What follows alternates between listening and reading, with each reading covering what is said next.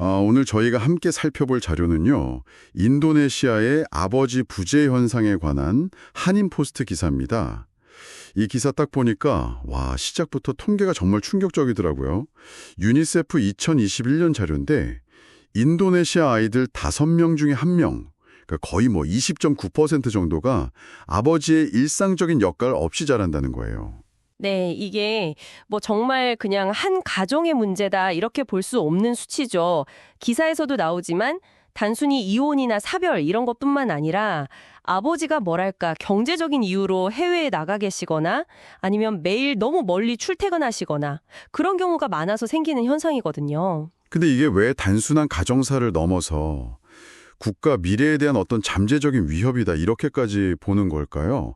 그리고 기사에서 중요하게 다룬 그 인도네시아 모범 아버지 운동, 자티라고 하던데 이 정부 정책은 구체적으로 뭘 바꾸려는 건지 오늘 이 부분을 좀 집중적으로 파헤쳐보면 좋겠습니다. 네, 일단 전문가들은 계속 지적을 해왔어요. 아버지의 부재가 아이들, 특히 그 정서적인 안정감이라던가 사회성 발달에 미칠 수 있는 그 잠재적인 악영향이요. 그러니까 그냥 같이 산다 이게 다가 아니라는 거죠. 정서적인 교감, 역할 모델, 이게 중요하다는 겁니다. 와, 근데 인도네시아 통계청 BPS 자료를 보니까 더 심각하던데요. 0세에서 5세 사이 영유아 중에서요. 부모님 두 분한테 같이 양육받는 비율이 37.17%밖에 안 된다고요. 네, 공동 양육이 절반도 안 된다는 거잖아요. 이야, 생각보다 훨씬 낮은데요. 자녀 발달 전체에 정말 결정적인 영향을 미치는 핵심 주체다. 이렇게요. 그래서 아버지의 양육 참여는 해도 되고 안 해도 되는 선택이 아니라 필수다. 이런 인식 전환이 필요하다고 계속 이야기하고 있고요.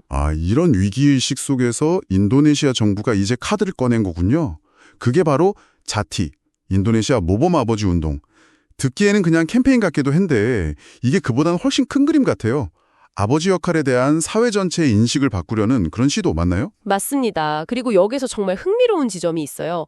인도네시아 정부가 이 아버지 문제를 그냥 가정 복지 차원에서만 보는 게 아니고요. 요즘 딸기 세대 이런 말 있잖아요. 작은 어려움에도 쉽게 상처받고 무너지는 그런 젊은 세대. 이런 현상에 대한 우려를 극복하기 위한 어떤 국가적인 강인함 전략이라 이걸 직접 연결시키고 있다는 거예요. 딸기 세대요? 그 현상이랑 아버지 부재를 연결한다고요? 네, 그 위아지 청장 말처럼 강인함이나 회복 탄력성 같은 거 있잖아요.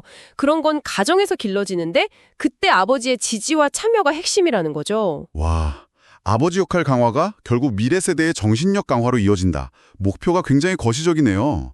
그럼 이 GAGIT 구체적으로는 어떻게 추진될 계획인가요? 방법이 궁금한데요? 굉장히 영어 지향에 접근을 하더라고요. 일단 온라인.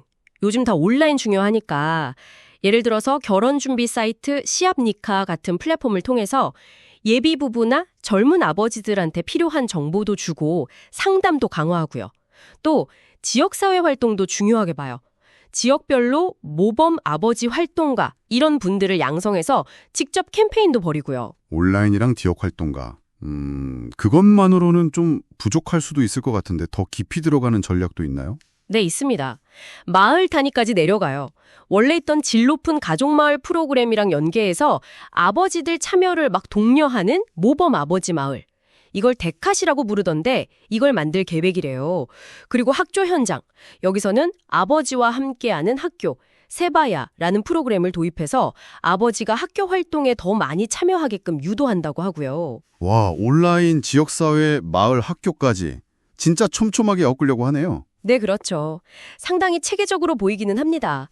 근데 이런 정부 주도 캠페인이 실제 현장에서 얼마나 잘 스며들지는 좀 지켜봐야 할 부분이긴 하죠. 그렇군요. 자, 정리를 좀 해보면 인도네시아는 지금 아버지 부재라는 이 현실적인 문제를 해결하기 위해서 GATI라는 정말 포괄적이고 야심찬 프로그램을 시작했다. 이걸 통해서 가정 안에서 아버지 역할에 대한 사회적인 생각을 바꾸고 또 아버지들이 적극적으로 참여하도록 국가적으로 독려하려는 아주 중요한 전환점을 만들려고 하고 있다. 이렇게 볼 수 있겠네요. 이런 인도네시아의 시도, 어쩌면 우리 사회의 모습과도 좀 겹쳐 보일 수 있을 텐데요. 이 이야기가 당신께는 어떤 생각거리를 던져주나요? 네, 마지막으로 이런 질문을 한번 던져볼 수 있을 것 같아요. 정부가 주도해서 GIT 프로그램이 발표되고 시작은 됐지만 사실 뿌리 깊은 어떤 가부장적인 문화라던가 사회적인 인식을 바꾸는 게 쉽지는 않잖아요. 이 모범아버지 운동을 정말 실제 가정 단위에서 성공적으로 뿌리내리게 하려면 앞으로 넘어야 할 가장 큰 문화적인 그리고 또 실질적인 장벽은 과연 무엇일까요? 이 질문에 대한 답을 각자 한번 고민해 보시는 것도 흥미로울 것 같습니다.